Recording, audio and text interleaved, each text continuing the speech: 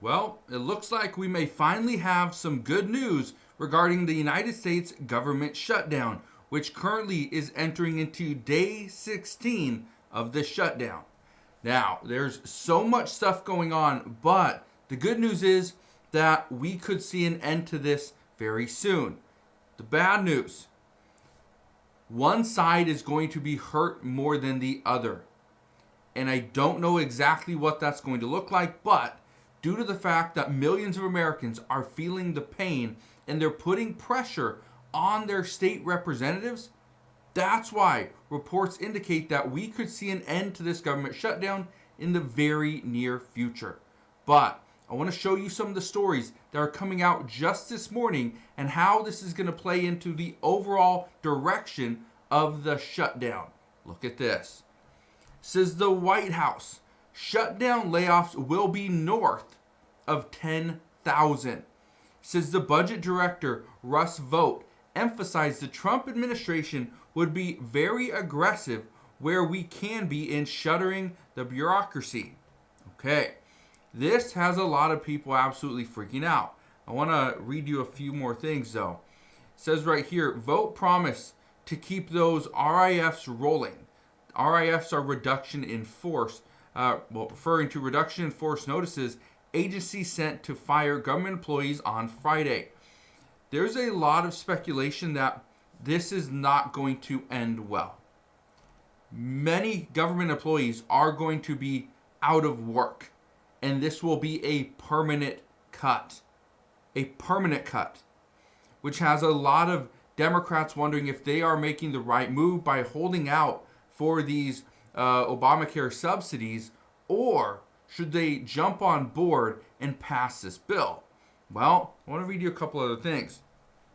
It says, shortly after Vought spoke, however, a federal judge in California threw uncertainty into Vought's pledge by blocking the shutdown layoffs. The Trump administration is all but certain to challenge that ruling. It says around 4,000 federal employees have already been laid off, according to the court filings, but the budget chief predicted will probably end up being north of 10,000. Says, we want to be very aggressive where we can be in shuttering the bureaucracy, not just the funding, but the bureaucracy, and we now have an opportunity to do that. Okay. So, what we are going to see over the next few days, and again, a lot of this is probably going to come tomorrow on Friday, is that we are going to see more people fired. Okay? Think about that. Let that sink in. More people will be fired tomorrow on Friday. That's what normally happens. Now, it is true, okay, that a federal judge out of the state of California has blocked the layoffs, and he's calling them illegal. Now, the expectation, though, is that the Trump administration is going to fight this. And they believe that, no, they have the right to lay off all these employees because the federal government cannot afford to keep them on their books. I want to show you something else, though. This is where we're at, okay? So that's one side. Here's the other side. Look at this. It says, John Thune, he's the Senate Majority Leader, he reveals to MSNBC that he's offered Democrats a vote on Obamacare subsidies. That's the big thing that they're fighting for. They don't want to see a reduction to health care benefits. But look at this right here. It says, in a wide-ranging sit-down interview with MSNBC, Senate Majority Leader John Thune said Wednesday night that he has privately told Democratic leaders that if they need a vote on extending Obamacare subsidies in exchange for opening the government, he's willing to make that deal. He said, we can guarantee you get a vote by a certain date. By a certain date. At some point, Democrats have to take yes for an answer. Okay. Now, I want to read you one other thing. It says, asked whether he was just guaranteeing a negotiation over expiring Affordable Care Act subsidies, which Democrats have said isn't good enough for them to support a Republican funding bill, Thune said, there was a path forward, I believe. Can I guarantee an outcome? No. I can't guarantee it's going to pass. he said of a bill to extend the subsidies, I can guarantee you that there will be a process and you will get a vote. So it seems like Republicans are open to the idea that we could potentially extend the Obamacare subsidies, but in order for them to extend them, and we don't know for how long, in order for them to extend them, we have to open up the federal government, which means Democrats have to support this Republican funding bill. And that's where some Democrats say we can't do that. Now, here's why many believe this is actually good, because we're opening up the communication. We do know there is a vote sometime today, but we don't know what's going to really go about, or how this is going to work, okay? What I can tell you is that there's a good chance the federal government doesn't open today, probably doesn't open tomorrow, won't open this weekend. We'll probably see it pretty much hit the third week, okay?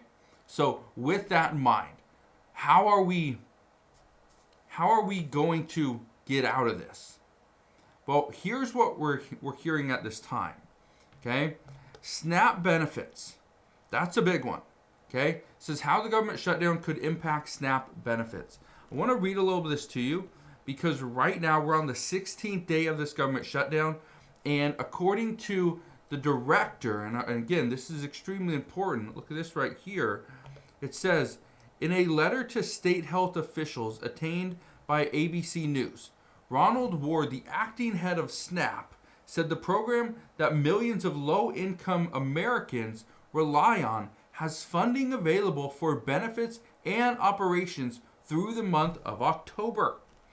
He added, if the current lapse in appropriations continues, there will be insufficient funds to pay full November SNAP benefits for approximately 42 million individuals across the nation.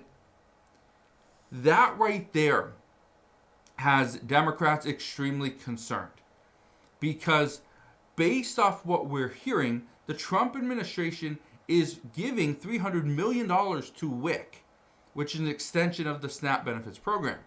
But they may not give any money to SNAP. They would have to give billions of dollars to SNAP, and it doesn't look likely at this time. This is something that Republicans will likely hold out on, which means Democrats have to agree to the new bill, or else 42 million Americans will be struggling to just feed themselves and their families next month. Okay? That's where Democrats want to get in front of this. All right? That's where many reports are saying this is good news. If we are still in the government shutdown come November 1st, that's terrible. But just pushing up to this deadline, that's where they say lawmakers need a deadline, that you have to pass this by this time or else. So that's one thing. Here's another one. Look at this right here. It says a surge of visitors to Yosemite overwhelms a skeleton crew. This is exactly what we warned about. It says as the U.S. government shutdown enters its third week, concerns mount over how the nation's public lands will fare. This has been pushed over to Republicans, showing them, hey, look what's going on. We are currently shut down. We don't have enough employees. Our land, our parks, everything is starting to just fall apart. And we're just starting in the third week. Okay? Or we're technically just over 2 weeks. Okay? So we're 16 days in, which means some say this could be the longest shutdown in history, which means it would go over 34 days, which means we still have 19 days left. Okay? 19 additional days until we reach that point. Some say we're not going to get there. And we won't get there because of stories like this, okay? Where we know that national parks are being run down. They're being overwhelmed. Litter everywhere. Some say we have to open up the federal government. But then there's this, okay? Just yesterday, the United States military received their bi-weekly paycheck. They get it on the 1st and the 15th of every month. Well, here's what happened. The United States government is shut down, meaning that the money for military personnel shouldn't be there. Okay, yes, they would receive back pay once the federal government opens, but President Trump said no. These are people that are fighting for our country. They're serving our country. We need to make sure they are paid. And Kash Patel, the FBI director, even said the FBI was going to be paid as well. But here's why this is a big deal. Look at this right here. It says the White House may run out of funds to pay military if shutdown continues, according to the Speaker Mike Johnson. Yesterday they were paid, but the next payment is November 1st. According to Speaker Mike Johnson, the United States government or the White House may not have enough money because in order to pay the federal government, they had to go and pull money from research and development, from other programs. They had to reroute existing Pentagon funds in order to push it to the military personnel.